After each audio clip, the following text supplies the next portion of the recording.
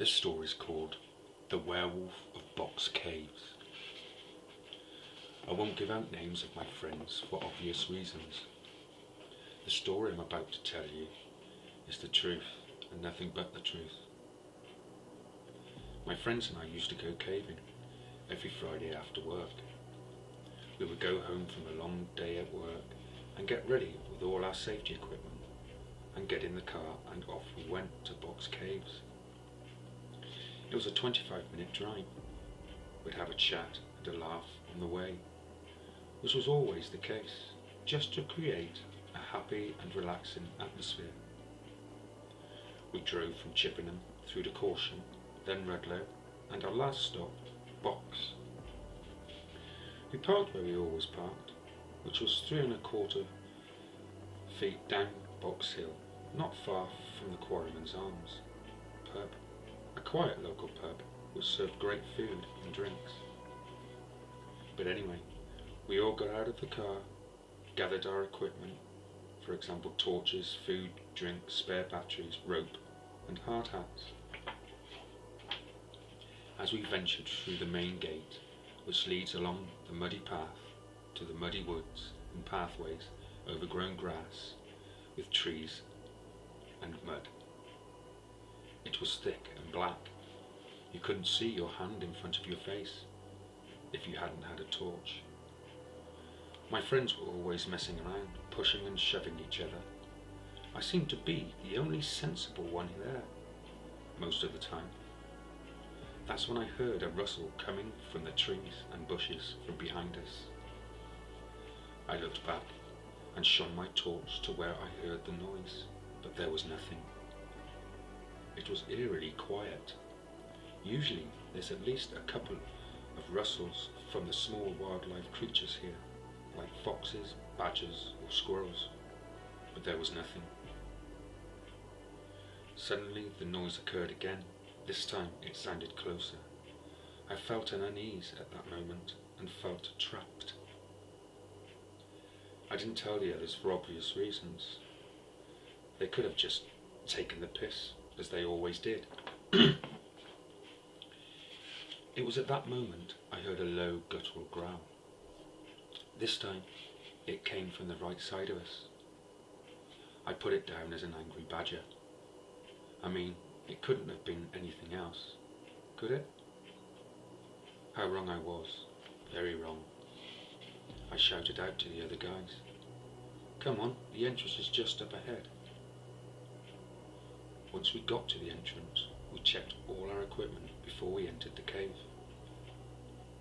"Shit," I shouted. "The local military have covered the entrance to the cave. Again, this time with a large alloy cattle gate and a large bolt. So there was no way for us to get in at all." So we all decided to set up camp and build a large campfire near the rock edge, up a little from the entrance of the cave, in a little alcove surrounded by thick trees and heavy bush, with a large and very high mound with a tree directly in the middle of it, which looked quite mythical and enchanting. Suddenly there was that guttural, low growl again. I turned to the rest of them and asked if they'd heard it. They just looked at each other and then laughed. "Seriously guys," I said, "I heard the same sound at the entrance, and not 3 minutes ago. We need to pack up now and get the hell out of here." "Why? We've all only just got here. Why should we leave now, so soon?" I replied that there's something out there that has been following us from the beginning, and it's big. "It's just the wind," they said. "Why don't you go and we'll stay here, and you can check on us in the morning if you'd like, okay?" "Okay, fine," I replied, "but don't venture too far from the campfire." The campfire was burning bright and silently, cracking in the night with the cool air and night breeze. Suddenly I heard heavy footsteps coming straight for us. "That's it, I'm out of here, and if you had any sense, you'd come with me too," Actually, guys,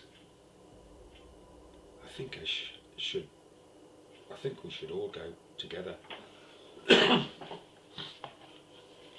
As we all looked over to the mound with the large tree in the middle of it, there stood this large, tall, hairy-life wolf creature, bipedal, with glowing red eyes, staring straight down at us. Okay, I think I've shit my pants big time. There was a slight giggle from everyone as we were huddling together. It ain't funny, guys. Guys, let's pack up all our gear and slowly get the hell out of here. Still alive. So we all quickly gathered and packed our rucksacks and gathered tightly together and slowly headed for the entrance, the way we entered the woods, where we parked the car, which at this moment seemed a long, long way away under the circumstances. We fast-paced past a mound where the thing still stood, watching our every move. As we all walked a little further, I looked back at the creature, but it had gone. It was nowhere to be seen. Not a sound was heard. There was rustling again. It sounded like it was surrounding us, like there were more than one of them. I could see the gate ahead of us and quietly suggested that we run for it, to the car. They all agreed, and off we ran as fast as we could to the car, just ahead of us, not 5 minutes away. Quick, put your gear in the back of the car and let's get out of here, pronto. The rest couldn't agree any more.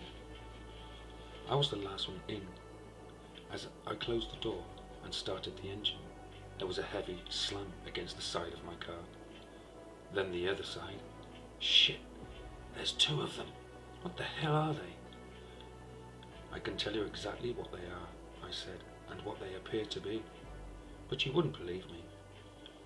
Werewolves, said someone from the back seat. Yes, I replied, werewolves. I put the car into first gear, handbrake off, and flew out of the parking area as quickly as I could. Those creatures were running after us from behind. I was going at least 50 miles per hour. God, these things were fast. As I got to a lit-up area of Rudlow Estate, I looked in the rear-view mirror, and they were gone, as if they were never there. My friends and I have never spoken about this since that night, but I thought I'd share it with you to let you all know, each and every one of you. We are never alone.